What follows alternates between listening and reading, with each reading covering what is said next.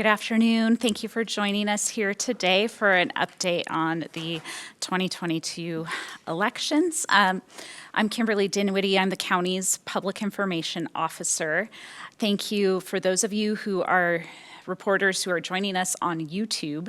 If you have a question, you can text it to me and we will answer your question at the end. My phone number is 971-219-7271. Again, that's 971-219-7271, and we'll be happy to take your questions.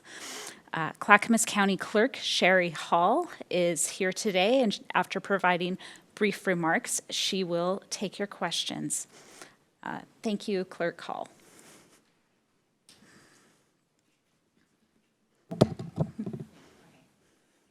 Thank you. I see familiar faces. I think I saw you all last night, right? I'm going to try to give you some more excitement today. I'm Sherry Hall, and I'm the county clerk here in Clackamas County. And as you know, we've had some blurred barcodes on our ballots, which has created a problem for us. Essentially, the blurred barcodes do not allow our ballot counting machines to read the affected ballots. We're undergoing a ballot duplication process to ensure that all the ballots are counted accurately. The duplication process involves having a team of 2 individuals from different political affiliations mark a duplicate replacement ballot with the exact same choices as the unreadable ballot. And I want to thank, first of all, our Board of County Commissioners here in Clackamas County for their support. And I especially want to extend my gratitude to County Administrator Gary Schmidt, who just stepped right up to the plate when I had to let him know about this problem. And he's taken steps to reassign county employees from other offices to work in elections to get this monumental task done on time. Our election certification day is June 13th, and we're striving to accurately finish this ballot counting on time. With the help of this Administrator Schmidt, we also are kind of doubling our workspace. You've all been in the office to see the big ballot processing room where we have all the activity going on. And we're now going to expand into another very large room, which is really the lunchroom or the cafeteria for the building. And it's being secured, and there's cameras that are being installed so that we'll have the same features as we have in our regular room. And all of the ballot counting and duplicating is being done in accordance with state law.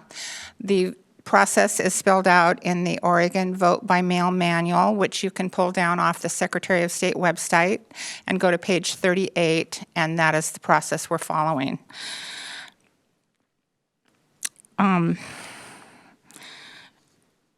This is a very unprecedented situation, and with scores of county employees unfamiliar with the process, we are going to have to do some training. So each morning, probably with new ones that weren't there the day before, we'll have to spend some time doing that. Our teams are working right now, and the change in state law allows for ballots that are postmarked on or before Election Day to be accepted up through 7 days past Election Day. This morning, we did our first pickup at the post office, which we do every morning, but this was the first one after Election Day that we've ever done. And we picked up 31 trays of ballots, which is a huge number. As of last night, we had received 91,547 ballots, which is 29.89% of our total voter number. And to add 31 full trays to that really brings the turnout up a lot higher. And with those numbers, if you're interested, we will post again today at 6 p.m., which will include all of the ballots that were picked up at the drop sites last night at 8 o'clock, and probably not the mail ballots, because those have to be kept track of separately since this is a new process for the elections office, and we want to keep track of how many after Election Day mailed-in ballots we will be accepting. So those won't be on tonight's total.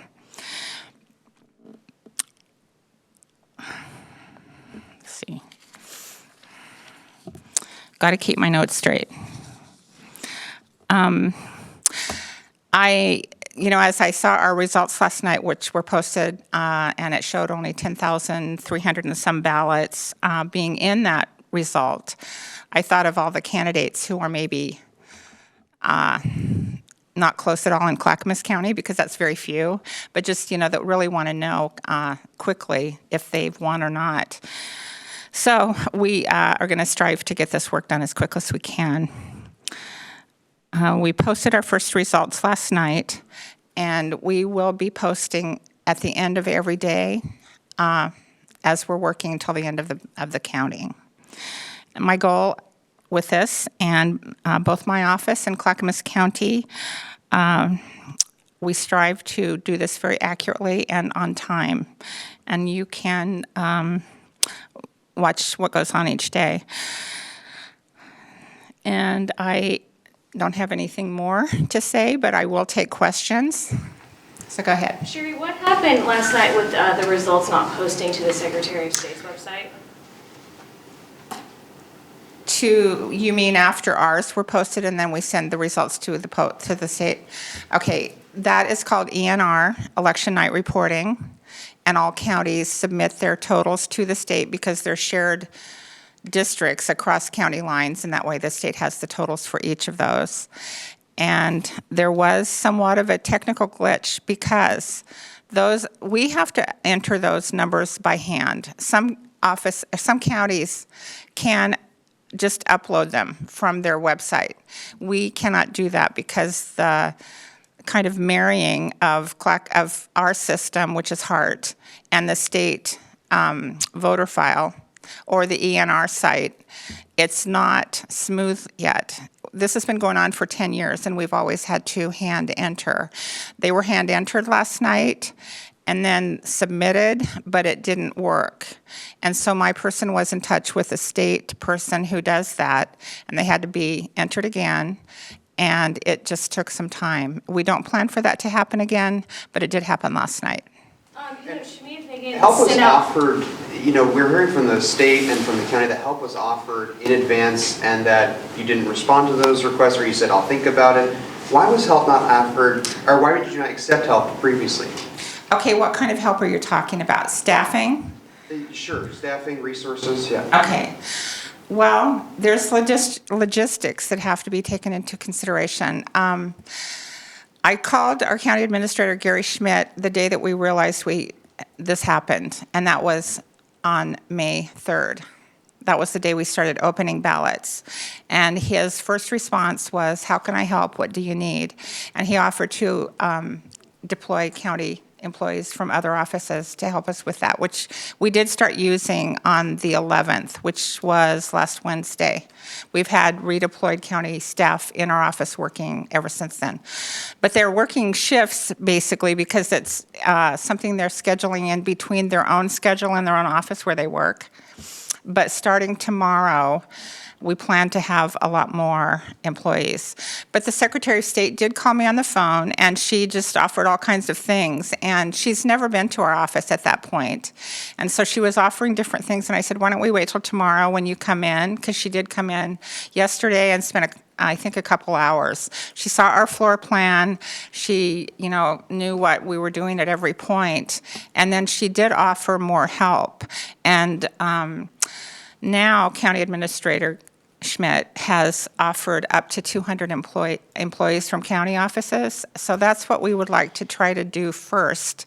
But we do know that if we still have empty slots, we can go to the Secretary of State and take them up on their offer. And their offer was for their own staff from the Secretary of State's office, or they've reached out to a few other counties. And so we have some other options, but we're going to see what the staffing is tomorrow. And it's not something we just instantly know, because you kind of have to look at your space, how many tables, how many chairs. And now that we're moving into a larger room so that we'll have 2 rooms full, we're expecting to use about 100 employees in each room each day, for each shift, I'm sorry. It sounds like county leaders, including the board and Judy Smith, are pinning the blame of this on you, saying that you should have accepted the help earlier. Is that fair? Well, I do know that Chair Smith said that. I'm not sure if she knows the day that we started using county staff. She has been very supportive, and there's been a lot of discussion that you've been able to listen to. But, this is kind of brand new. We've never had this happen before. We've never had to duplicate 2/3 of our ballots. And it's huge. And we also have other things we're doing. And yesterday, when I realized that results had not been posted at 8:15, I was out with another person. We were picking up a drop box, and I came back and I realized that. But it takes 25 teams of 2 to close the drop boxes. So we've just all had a lot to do, and hasn't really been time to just sit down and figure out, but we did some of that today, and starting tomorrow, I'm kind of expecting it to go according to schedule with extra help and until we're done. Sherry, it sounds like you guys had an inkling that this would be problematic for at least the last 2 weeks.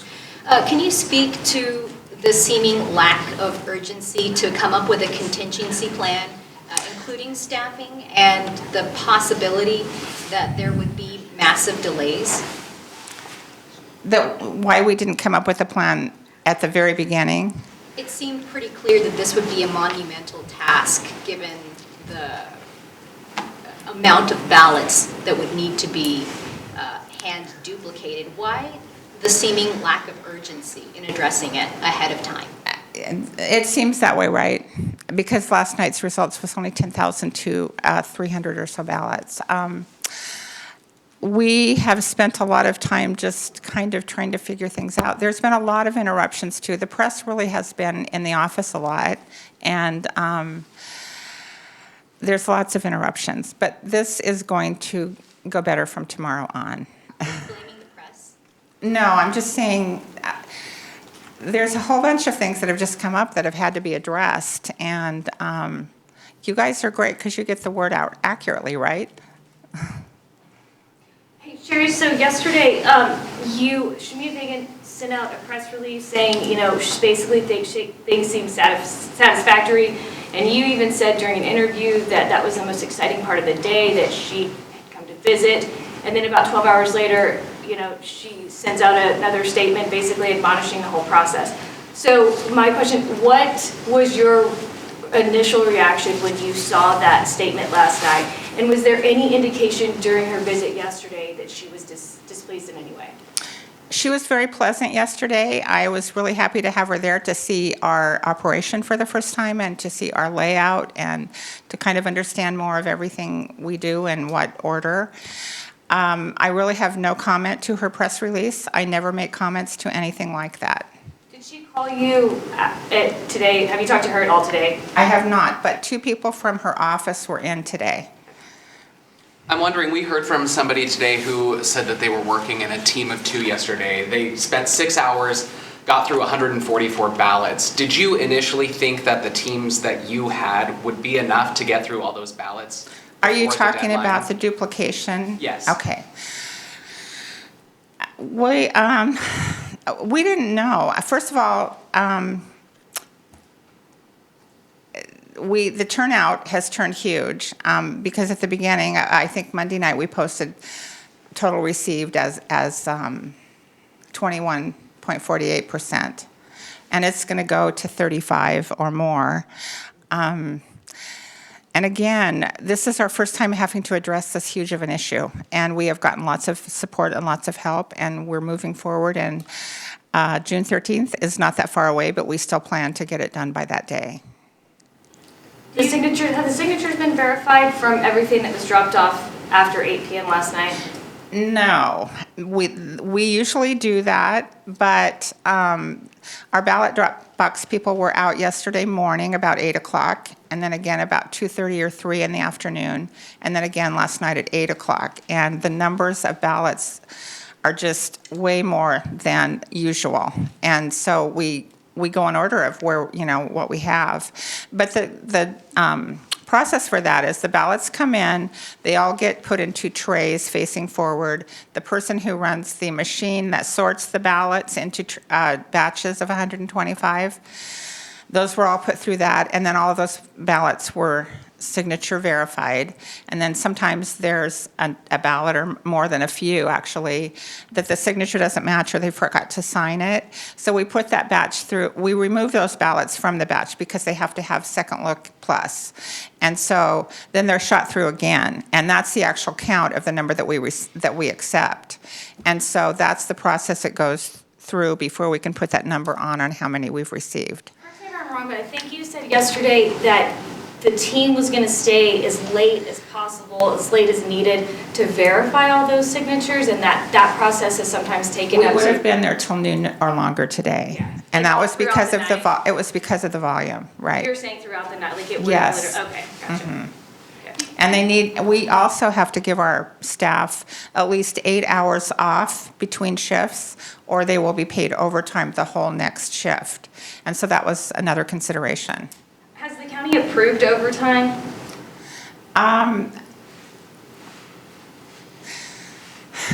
There's rules to follow with all of that. I can approve overtime for all of my staff that's directly under me, but the county directors and employees have been asked to volunteer to do this, and so it's up to their supervisor or director who approves all of that. It's not up to me.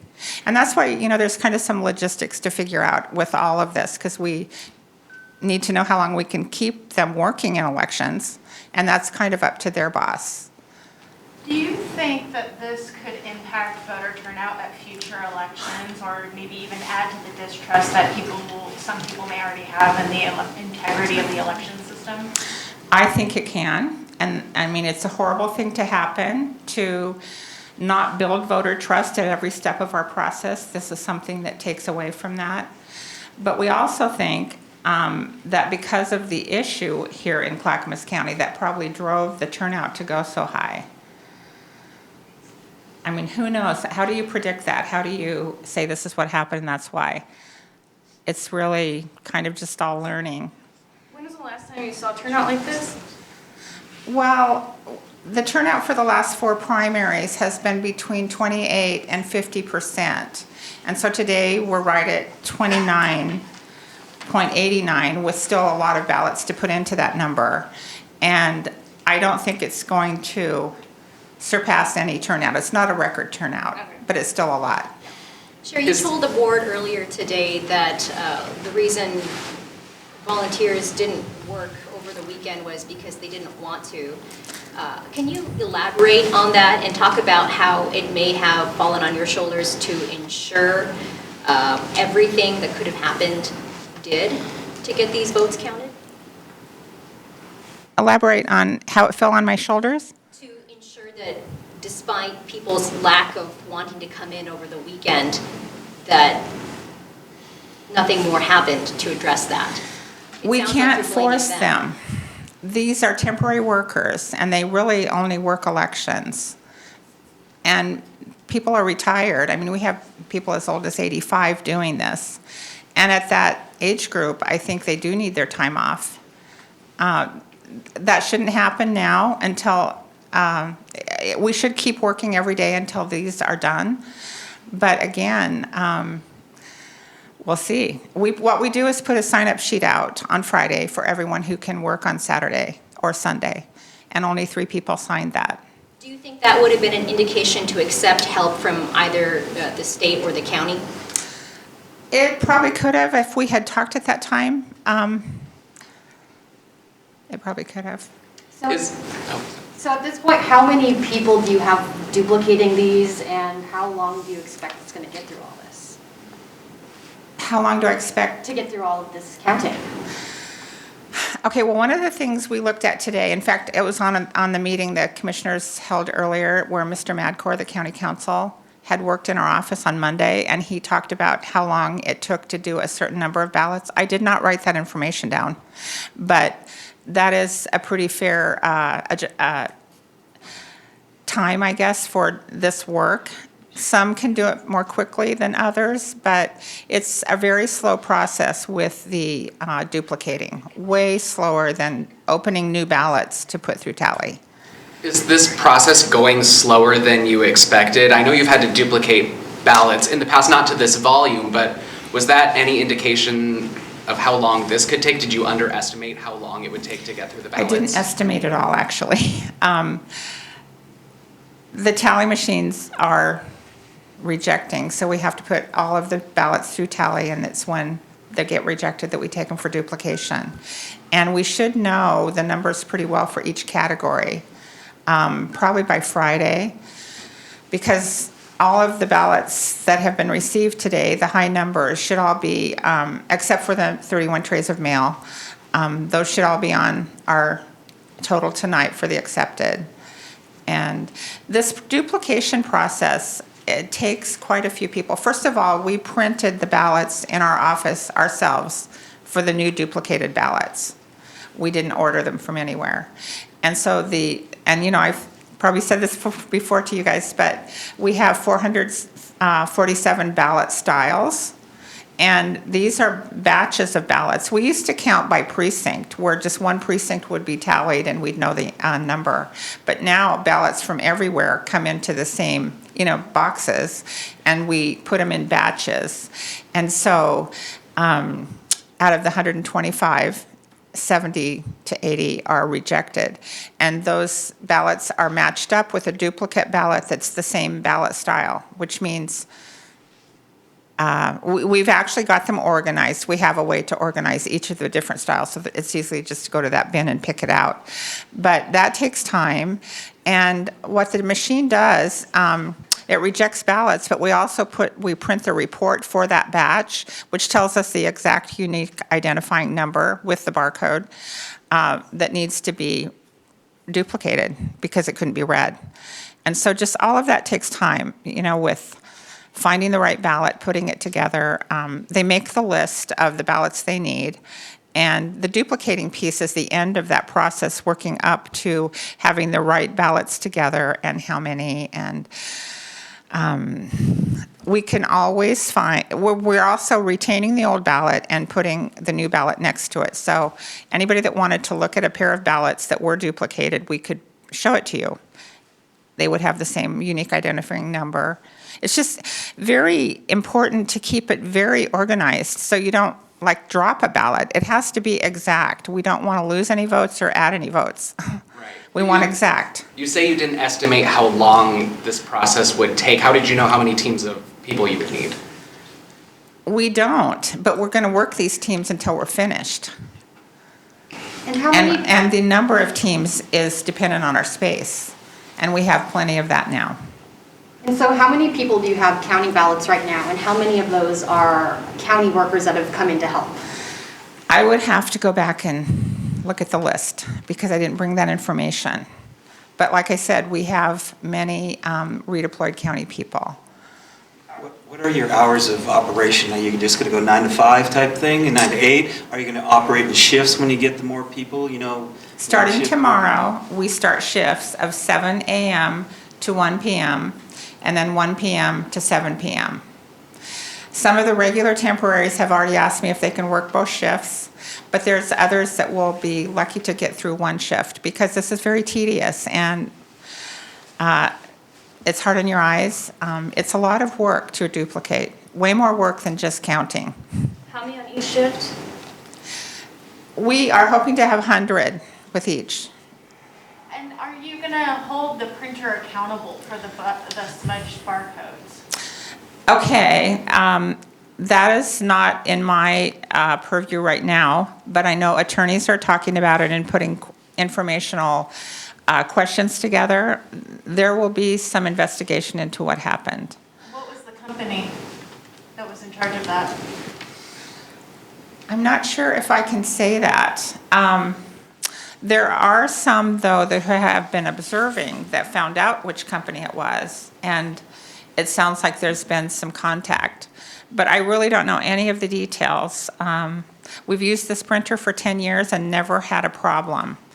Yeah, weren't you using this whole election system? You implemented it 10 years ago, and you said you've had issues with it, talking with the Secretary of State, right? With the Issues? numbers. Earlier at the start of this conference, you mentioned how it was difficult to get the numbers from your system to the Secretary of State. Well, that's part of it, is we call it married system, because our statewide voter file is Oregon centralized voter registration, and all of the data is in there. Like when your ballot comes in, it goes through the sorting machine, which scans the barcode on the ballot, which contains all the information as far as your name and address, what precinct, your party, which election, because that's the data that gets uploaded into the OCVR statewide system. And there's been some problems with some of that working sometimes. It's technical difficulties, and they are not always working together. Have you thought about switching to a different system? I really think we have the best system on the market. HART is H-A-R-T, based out of Austin, Texas, and they've been in the business over 100 years. Excellent customer service, excellent product. And I think there's 3 voting systems used in Oregon. There's three counties that use this one. And they're not related to the printer, though? No. Okay. The printer is a third-party printer that's located in Bend. And what would your message be to voters who are frustrated right now at the lack of results and those who feel like your office has mishandled the situation? Anyone is invited to come in and watch what we do. Have you been in our observing area? Not this cycle, no. Okay, because anybody's welcome to come in and watch everything we do.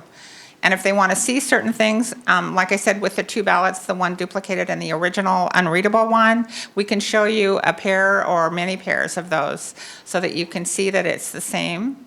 The unique identifying number is printed on the original ballot, but we write it on the duplicated ballot. And then we keep those together, and the retention time is 2 years. After 2 years, we can delete all of or shred all of that stuff, but we can show you anything you want an answer to. Sherry, last question for me. To what degree do you take personal accountability for what happened? I am the clerk, and it is my responsibility, and I absolutely don't like what happened, but it did happen, and so we had to come up with a solution. And after this election is complete, which is the top priority, I am expecting to learn some things about what happened and why this happened.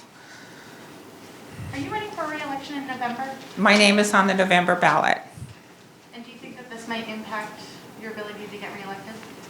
It's not something I really think about.